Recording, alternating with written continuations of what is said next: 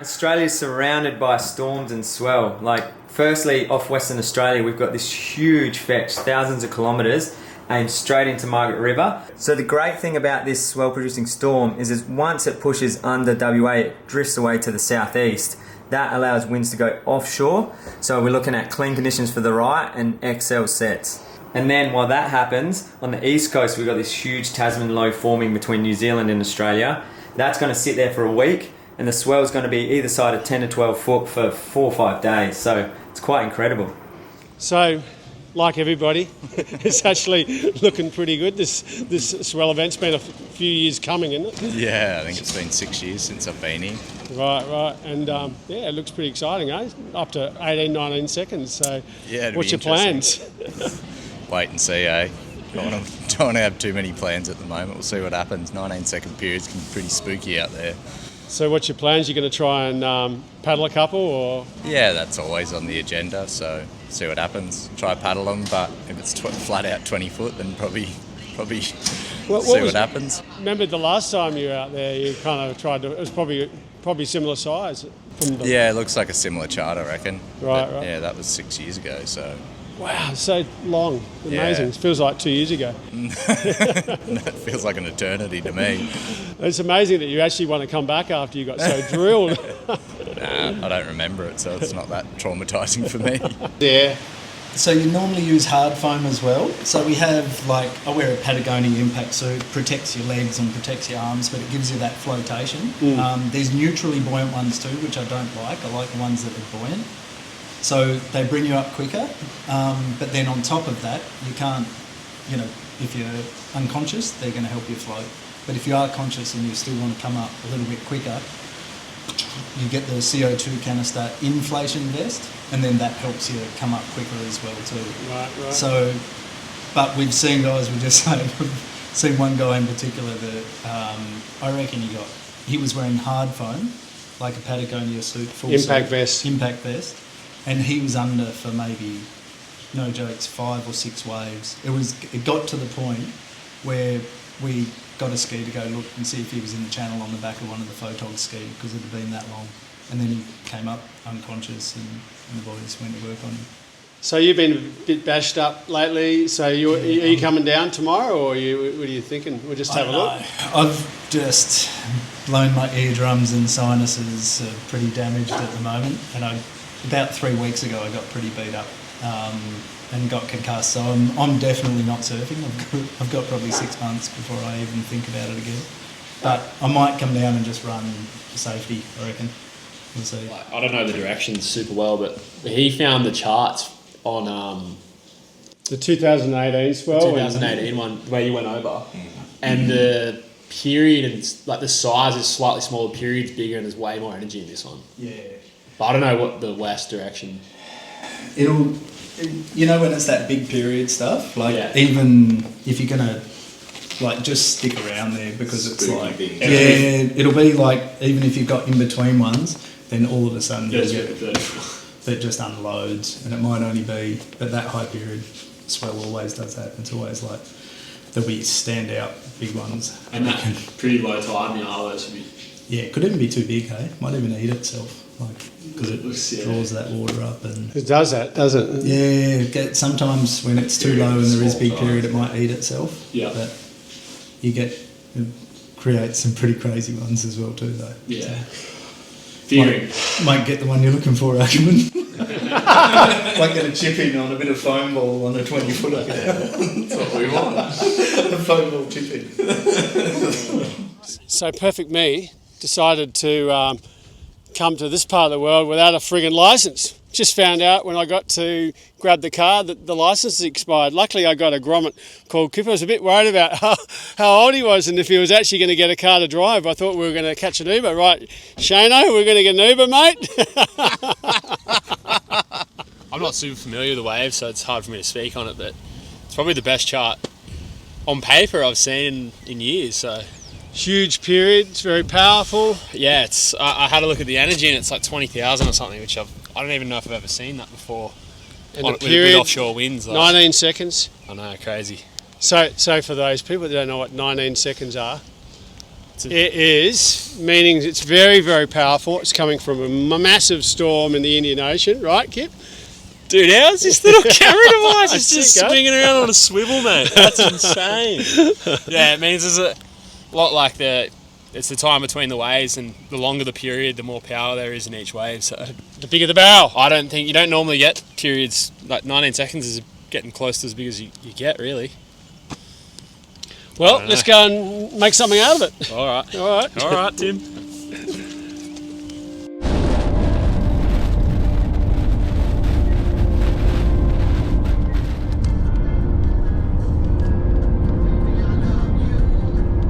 Turn the wipers off.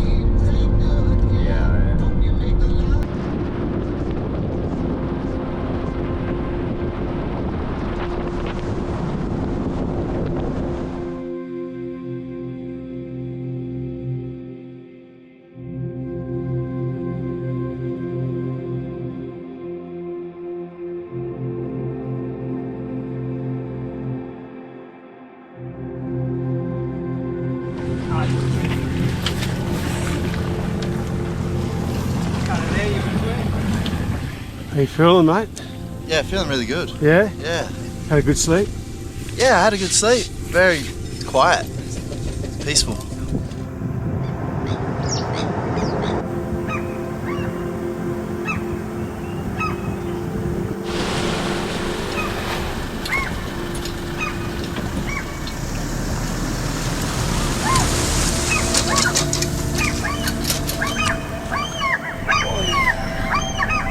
Alright. So it so happened that I had 2 skis lined up and none of them turned up. So I got these gracious guys looking after me, and we're going to have a lot of fun. We are. We're going to have a lot of fun, and I'm excited and absolutely frothing. So I'm very, very happy. And it's a beautiful morning. Yes.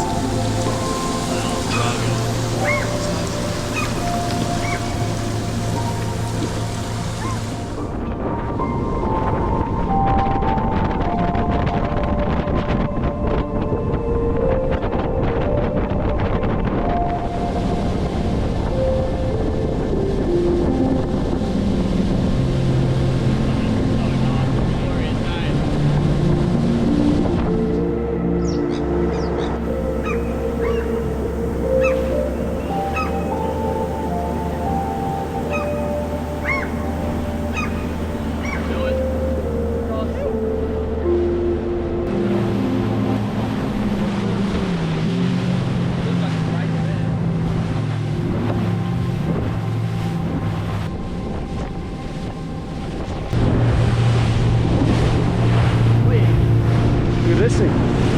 Hey, mountain. We're seeing swell. I'm happy. On the brink. Yoo-hoo.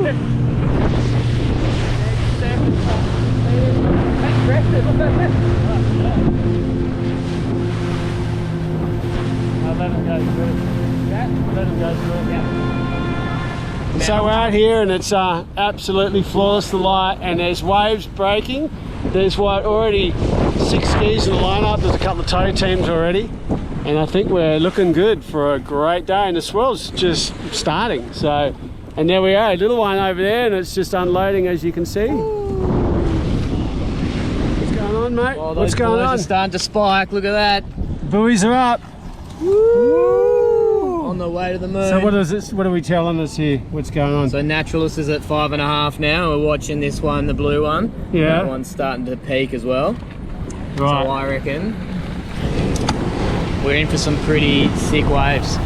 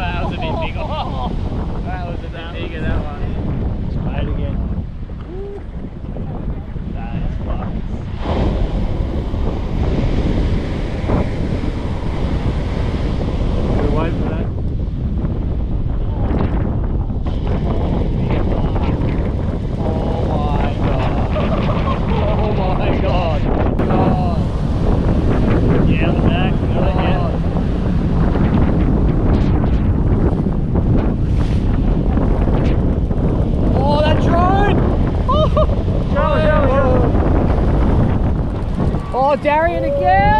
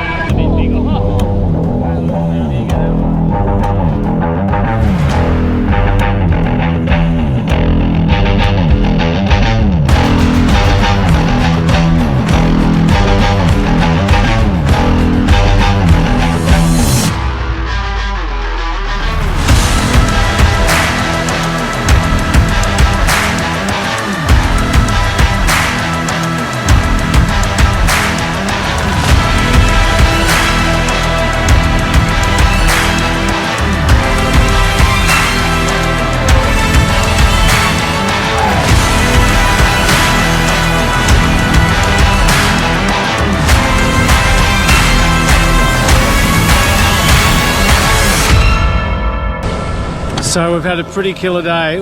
There were some crazy ones at lunchtime, and now it's kind of got down, I think because of the tide has dropped a little bit, so it's not as big as it was, but there's still some crazy ones as well. I mean, the ride's just one crazy wave altogether. So yeah, still we're going to be here till dark, so I'm excited. We're hoping that it's going to pick up sooner than later again. So what do you reckon, mate? How's the day so far? Good day so far. I think we've got a few more in or so. Wind's dropped. It's looking all right. And yours? Your day? All good. It's cleaning up. Should be a good arvo sesh.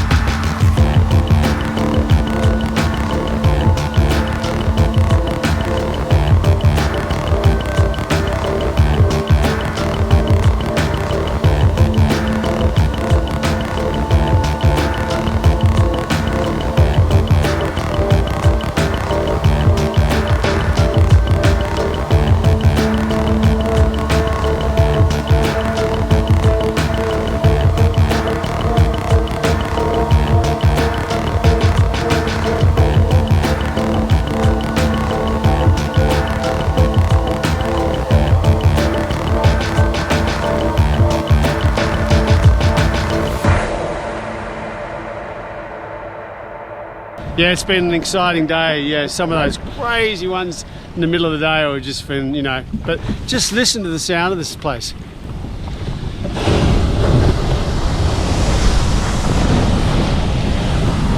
It's just got that unique thunder.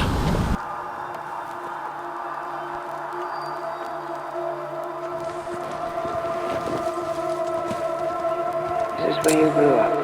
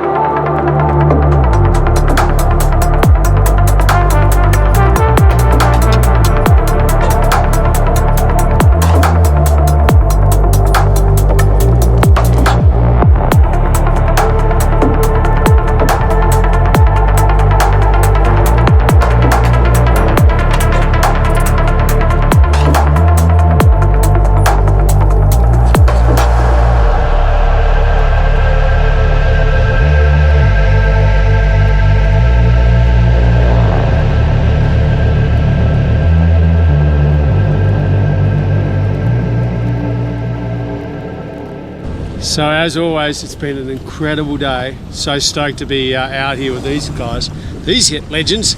And we actually got some pretty good stuff. I hope you enjoyed the show. If you did so, give us a thumbs up. And if you haven't subscribed, please subscribe. It makes a huge difference. And we'll see you on the next swell chase. You.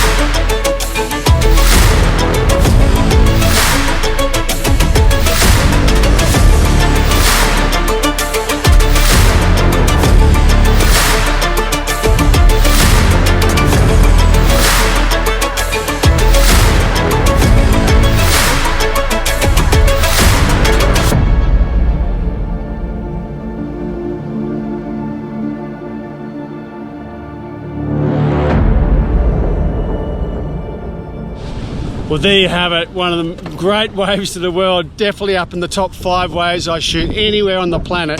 It's so much power, so cinematic, so majestic. And yeah, well, I hope you enjoyed the show. And if you did, give us a thumbs up, leave a comment, you know, please say something. And if you haven't subscribed, please subscribe. And as I always say, we'll see you on the next swell chase. And thanks guys for your support. Thanks. But yeah, that drive down, on the way down, it felt like we're going to war. So, you did. Yeah. And it's pretty classic. That plenty of time to think about the day before it happens on the way down. Everybody seemed pretty good about everything out there. There was no real kind of negatives, or even the locals they seemed like everyone was kind of relaxed. Awesome, like one of the best vibes I've seen in a lineup in a while. Like everyone just taking turns, having a great time. It was that's not always like that, but when it is, it was great. Yeah, just seeing like those charts being that big, like pushing up towards 5 meters at 19 seconds, like, you know, that's a pretty serious swell anyway. You don't see that too often. And then there's a lot of energy in it, but yeah, I don't know, like, I guess it's hard to get a gauge once you're out there, but once you look back at the images, you're like, whoa, it's pretty solid. And for me, it was just funny, like, everything I've ever feared of the wave just came true on my first wave. I remember just like coming off the bottom and then just watching the left bowl coming back at me. I'm going, this is exactly what I didn't want to happen. First wave. Somehow I just magically kind of ended up moving away from where all the power was unloading, which was awesome. But I mean, seeing Jake get his bomb and a bunch of the empty waves, and Zach got a couple. It was, there was a lot of really big, good waves out there, but in saying that, I think the really big period with the super low tide, it was kind of a lucky dip. You didn't know what you were getting yourself into. You let go of the rope, and then by the time you let go, then you get the idea of what the wave's going to do. So yeah, it's, for me, not being my first time, it was tricky to get a read on it, but super excited to come back. And the locals were always standing out, like talk about some of the boys, Chris Shannon and yeah, for sure. Like Chris Ross. All those local boys have such a amazing read on the wave, and like to me, it's Mount Everest of slab surfing, that joint. And I mean, when you go to these waves, it's always the locals that stand out, whether it's down here at the right or at Tahiti, Chopu. Like, just having the knowledge and seeing it in all its different lights definitely helps a lot. And yeah, I guess they know what they're getting themselves into. I had no idea. I was just like, sweet. Is it paddleable yet, do you think? I think 100% it's paddleable on a surfboard. The only issue is I just can't see how you would be able to slow down and actually maximise the barrel. Like, I think you can paddle it, but I think you'd find it pretty hard to actually get properly tubed. Like, to me, it definitely, towing in from behind it seems like the best way to surf the wave. But for sure, there's access to get down the wave. It's just, I don't think you'd maximise what the wave's about. There's this crazy debate around like the way you measure waves, but I seen someone put a quote online the other day and it was like, waves should be measured in increments of fear. And I think that's epic, because I mean, you can take that on a personal level. You can, it's kind of like, you can't measure these waves. There's just so much water behind them. Like, how do you measure it? It should be measured in litres. And it just goes to show that the best guys will probably be surfing small waves because they're just so relaxed with it, aren't they? Yeah. Well, like to me as well, it's like you can go out 50, 60, 70 foot Nazare, or like there's probably the same, if not more, amount of water in a 20 foot wave at the right. Like, to me, when I think of the right, it's like the Everest of slab surfing, which to me is the ultimate.